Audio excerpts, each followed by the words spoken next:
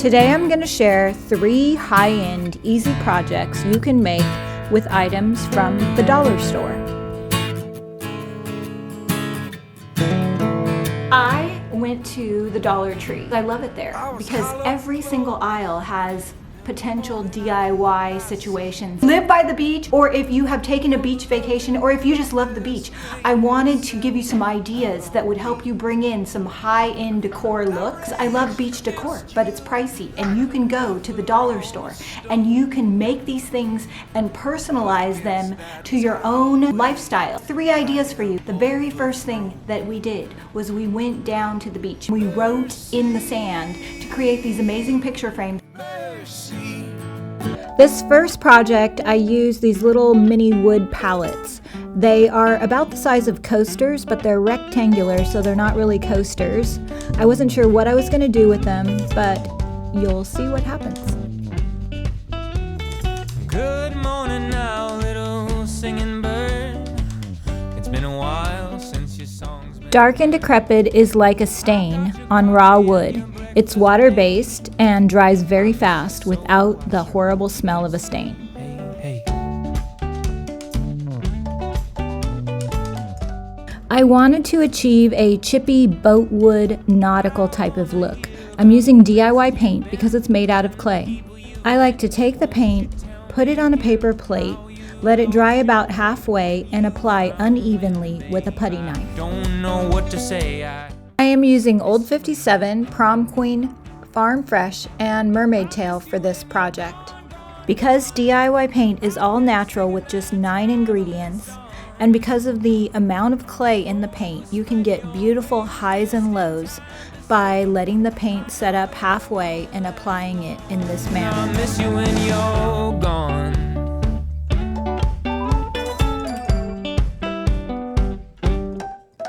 Won't you tell me about the time back in Cadman? This is the picture frame that we made, and there are 4 of these little things. I don't know what they were at the Dollar Tree. They look like little mini pallets or coasters or something. Do you see how chunky and thick it is? With DIY paint, because it's got clay in it, you can pour the paint out onto a paper plate and let it get halfway dry and then smear it across the surface, and you can layer up the paint and totally make this. You can write in the sand whatever you want. You could just write your name in the sand, or your family's name, or your vacation, the year that you went. There's so many possibilities. I tried applying Dark and Decrepit right onto this frame from the dollar store, but it would not stick, so I wiped it off, gave it a light sand, and applied layered chocolate instead.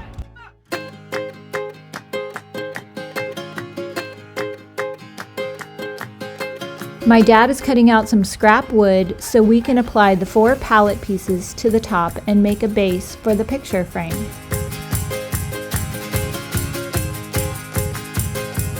Living in the sand and the sea, California. Next, we fit the pallet pieces onto the base and nail gun them into place.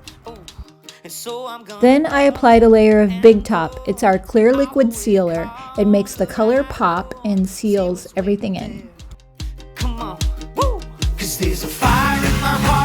You can find this big chunky rope at the dollar store.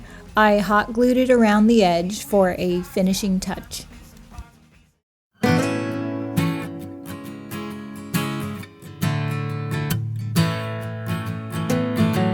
Down at the beach to create our sand writing art with Bailey and Ellie.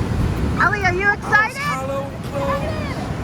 Ellie, what are we going to write with? Today I have the spatula, I have a 5 colored pen, and wait for it, I also have my key.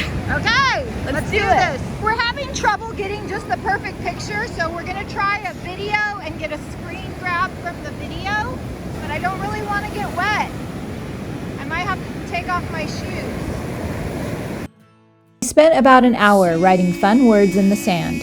Then we cropped our photos in PicMonkey and printed them out to decoupage onto the picture frames. You want to use lightweight, regular copy paper so that you don't get any wrinkles or bubbles.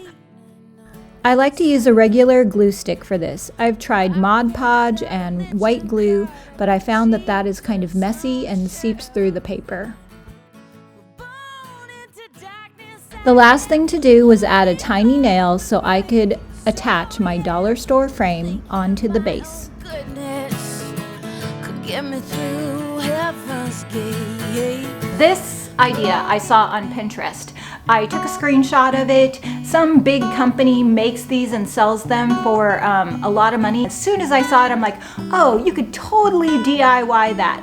So I am gonna put the link down below to the original idea because I did not think of this. So we just went out into the boneyard. We got some scrap wood. I took off my shoe and I had my dad trace around the bottom of my shoe for the pattern. Dad is using his jigsaw and some scrap wood to cut out the silhouette of my flip-flop.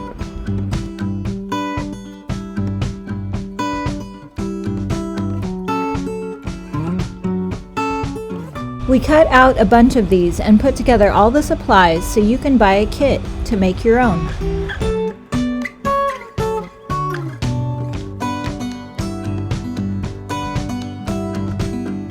Now my dad is taking my flip-flop and laying it back onto the wood so he can see where to drill the holes for the rope. I'm using Dark and Decrepit again as a stain for the base of my flip-flop, and then I'm wiping back the excess so you can see the beautiful wood grain.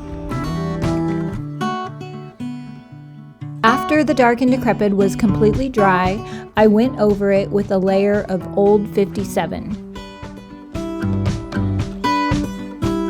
Then I lightly distressed the edges with some sandpaper and applied white wax over the top.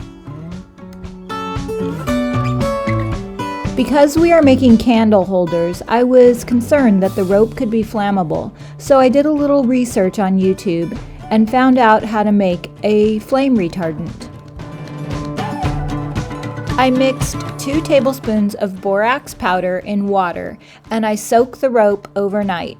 Then I let it completely dry out before using it for my flip-flops.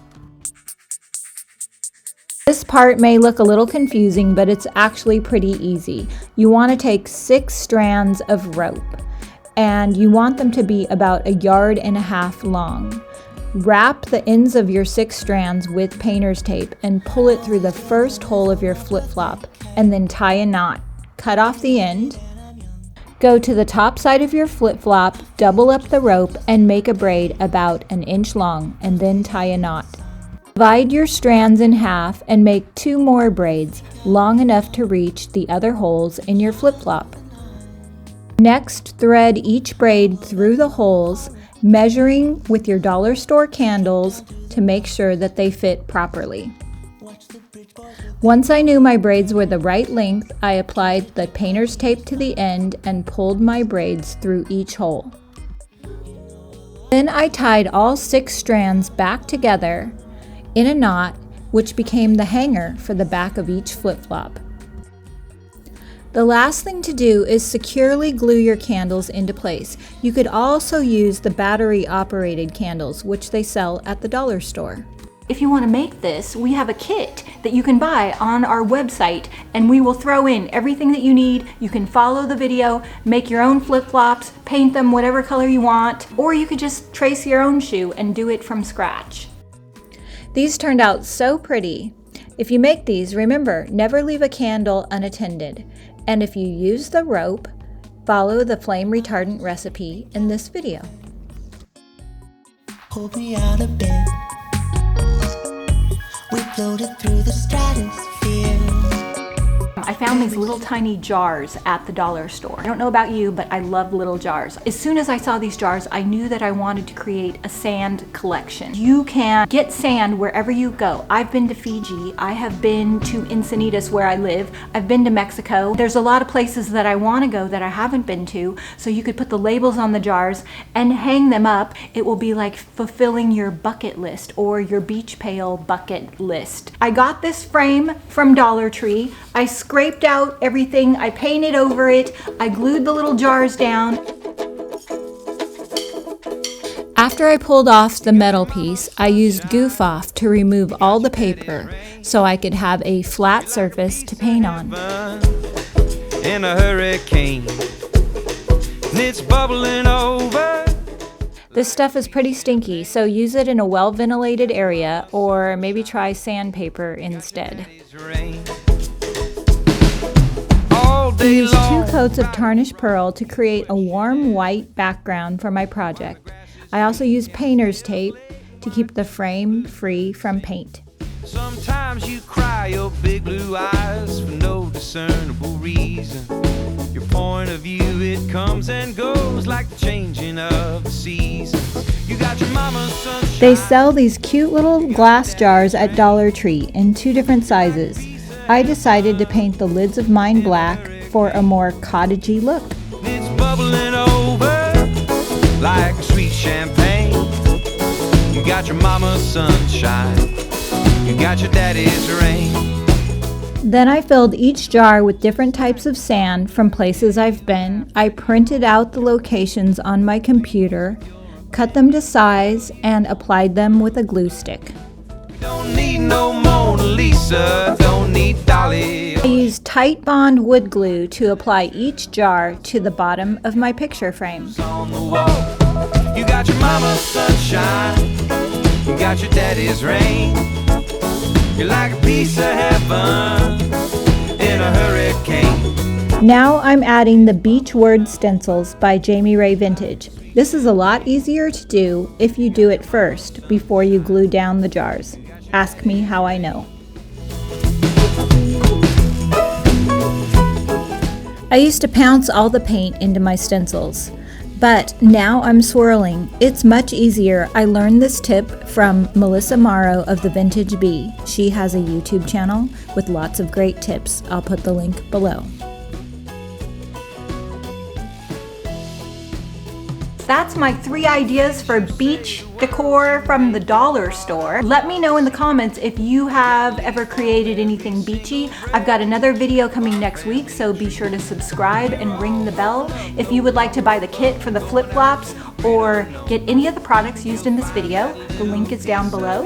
These things are also on the website. So yeah, so now we dance. You got your daddy's rain. Find DIY paint in your area, to sell it in your store, or to find the products used in this video, click the link below. Thanks for watching. Sweet champagne. You got your mama's sunshine. You got your daddy's rain.